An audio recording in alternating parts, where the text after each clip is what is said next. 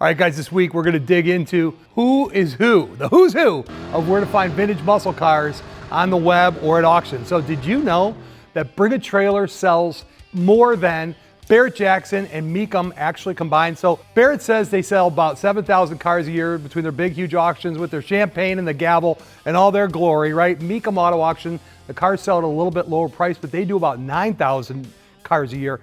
Bring a Trailer, where I bought this one, is like 25,000 is what they claim to sell annually, but there's bigger ones. Now, let me tell you what they are. Facebook Marketplace sells 1.4 million cars a year.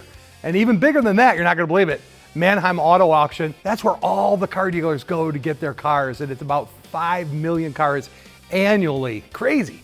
Of course, Manheim Auto Auction is only about 5 to 10% vintage cars, so we're probably not going there looking for cars. But this week, we're gonna dive into how do we look at these cars online, look at the pictures, the details, and how do I make a decision on this car, and was this a good buy through Bring a Trailer? I'm gonna go through all those details for you. You're gonna see this car, whoo, love this thing. 1985, guys. I had this car as a kid. That's 40 years ago, right? And this thing came online with Bring a Trailer. Talk about deja vu. It's a doppelganger. I almost think it might actually be my same exact car. I am so excited to have this thing. Mine didn't have a big old blower like that one. It just had dual quads through the hood, but it was cool. Anyway, stick with me because at the end, we're gonna do a Bible study, which a Bible study changed my life. It's home, it's back. It's gonna be fun.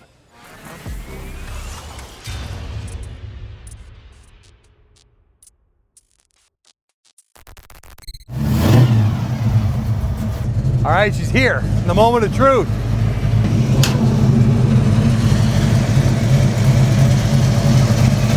Look how loose the belt is.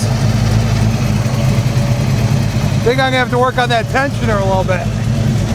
She looks good though, huh? Let's pull her inside and see what we got, right?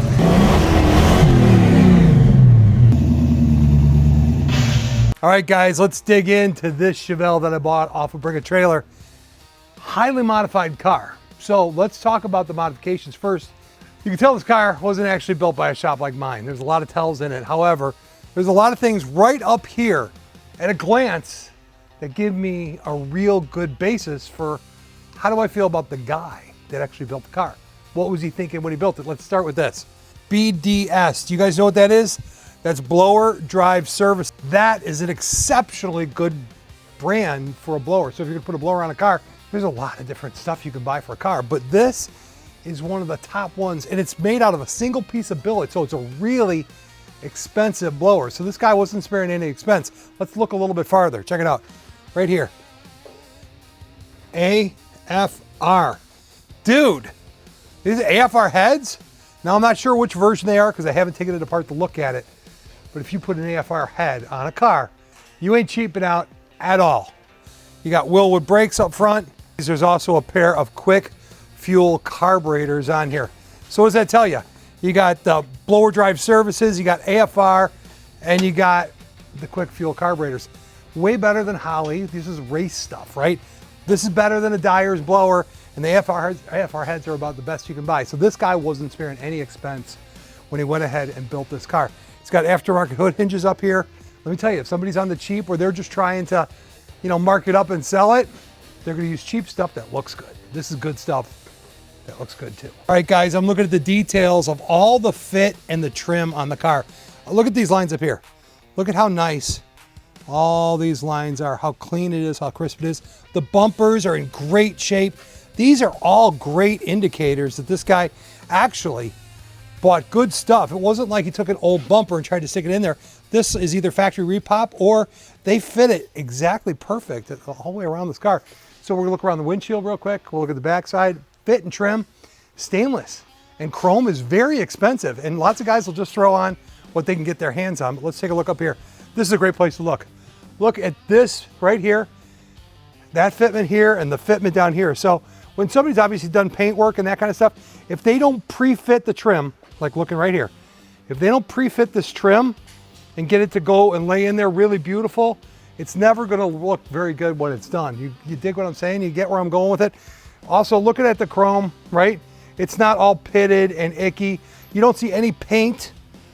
Now, this is terrible. It's very dry. We'll talk about the paint and the finish work in a minute, but This is really dry, but there's no paint. It was taken off. It was all taken apart. Look at, see this line right here? See that little black line? See that rubber? There ain't no paint on there. Somebody didn't like tape that off and shoot it. That's actually been apart when it was being shot. So that's another good indicator as well. But the components, look at every bit of the trim is gorgeous on here. The windshield wipers are right. The stainless is right. Let's go to the back, take a look there. Super Sport emblems probably been replaced. They don't look like that from 1967. Look at, gorgeous. I don't know that they replaced the tail lenses themselves, but they look in really, really nice shape. But look at the chrome and the fitment is just beautiful. Now don't look too close at the old paint and body. We'll talk about that in a minute. But look at here, look at all the fitment. It's all real, real nice. That takes time, guys. It doesn't happen easy, okay? So let's wrap that up. Chrome, trim, stainless, all the type of stuff on a car is super expensive and super important in the build of a car. So it goes into, if you're looking at it firsthand, really take the time to look at it, especially where the trim fits the painted surface. That means they put it together first. They did their bodywork, all that stuff. They took it apart, painted it, and then put it back together. That was a good shop that did that. All right, right here, guys, what I'm looking for is I want to see this lip, you know, bent over, and I want this all to be clean. If you see Bondo in the bottoms of these doors, I suggest you lay your butt on the ground and look up. You're going to see all kinds of icky stuff. So you're going to look at these nice little welds, how it's a bent over weld and it's crushed onto there. And I want you to look here for this seam, right? And you're looking all through here. Now the good news is this car actually came out of Oregon. Another thing you do is take your hand right here, put your hand up under this lip. Where the inner fender well hits the quarter, dude, that's a huge deal. There are so many cars that are boogered together right here because nobody ever checks it. Be careful when you do it because I have cut my hand 50 times. Let's take a look inside the trunk. Trunk's a big deal. Okay guys, what we're looking at here is your fuel filters and your fuel pumps that are put into here. But look at the time they took. You don't see rubber hoses and little clamps on this thing. These are clamped, these are crimped lines, and somebody took a lot of time to do this thing right. Look at the gauge of the wire that's there. They've got a inline fuse right here on this thing. Everything is pretty darn tidy. This wasn't a hack job, right? Again, if somebody was just trying to knock this thing out and sell it and make money on it, they would not be spending money and time making all that stuff real nice. And they just wouldn't. Okay, kids, let's start talking about this paint job and what happened on this car. Look at that. You see that solvent pop right there? You can see it's actually out there. There's a bunch of waves in these body lines that are just not top shelf. Now, in pictures, they do look pretty good, but I got to tell you, this thing ain't even close to the type of paint work that we're used to doing here at this point in time.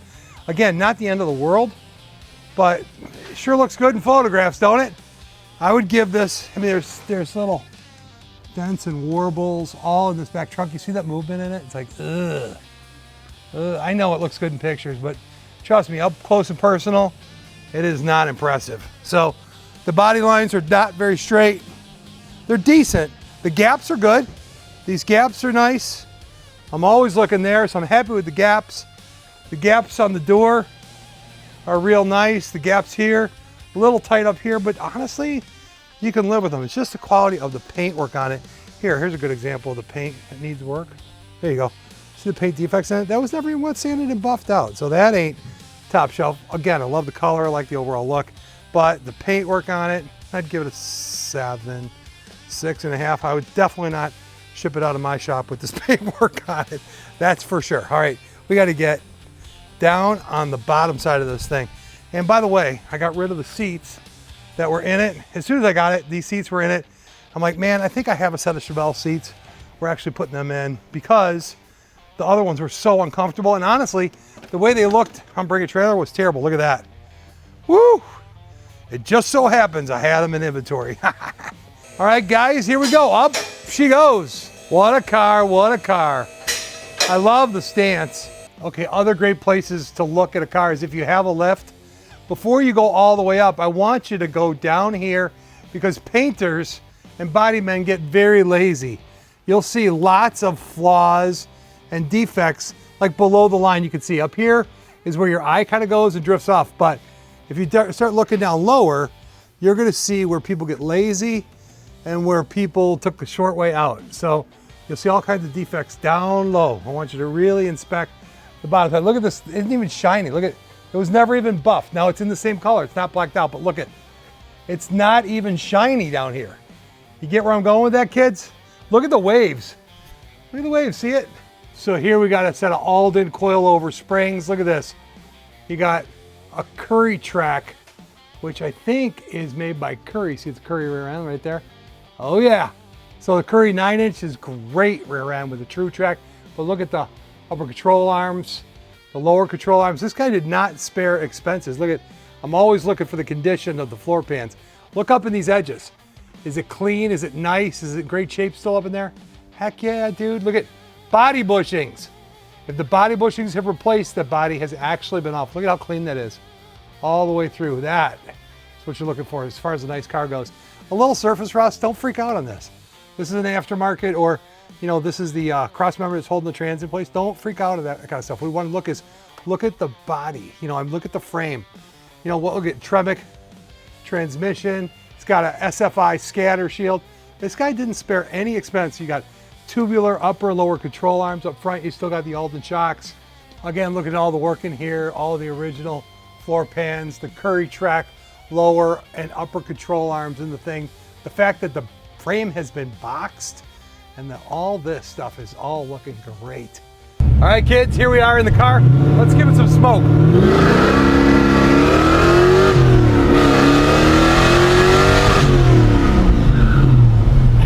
I think we got ourselves a winner.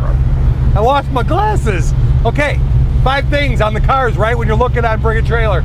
Always look, is it a guy that you're buying it from or a business? Remember, businesses are out there to make money, not make you a great car.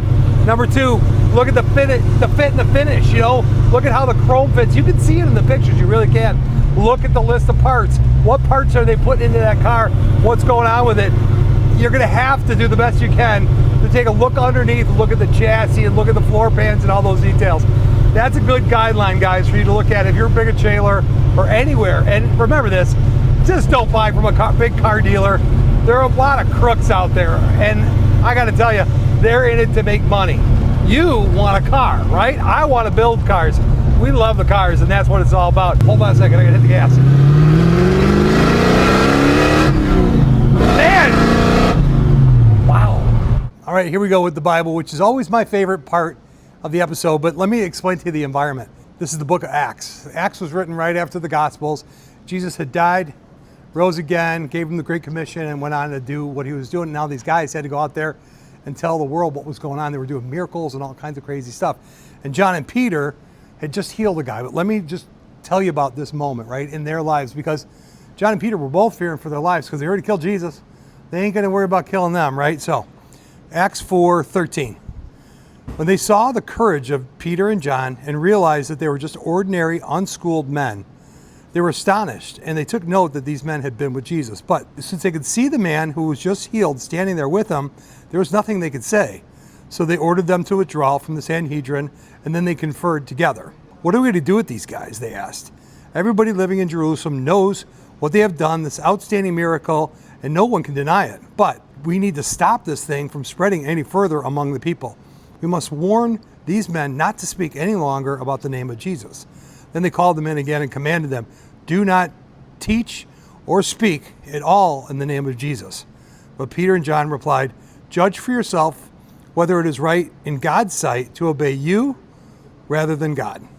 For we cannot help speaking about what we have seen and what we have heard. After further threats, they let them go. They could not decide on how to punish them because all the people were praising God for what had happened. For the man who was miraculously healed was over 40 years old. The point in that whole thing for me to you, right, when I think about it, they were just ordinary guys. These guys that were educated, in control, they were running the churches and the government at that point in time. Like, these are just normal, average, everyday guys, but something is special really happening in this moment. My reason I bring that up to you or share that with you is because God's got a great plan for your life. He does. He's got a great plan for my life. He's got a great plan for everybody, but you got to take a little bit of time and get to know him. And if you study the Bible, which I think is a miraculous thing, with other people, by yourself, whatever, man, it changes everything. The Bible can actually change your life. If you need one, please reach out to me. I'd be happy to send you one. I do it for no charge. It's free. I send them out all the time, and I'm happy to do it. I just think that you guys should consider you know, there's more to life than just what you see. These are just ordinary Joes, right? Just like me. I'm just an ordinary guy fixing the cars, enjoying what I'm doing, but I'm sharing what I learned with you, whether it's sharing this or sharing the cool cars. All right, God bless you guys. I'll see you next week on another adventure.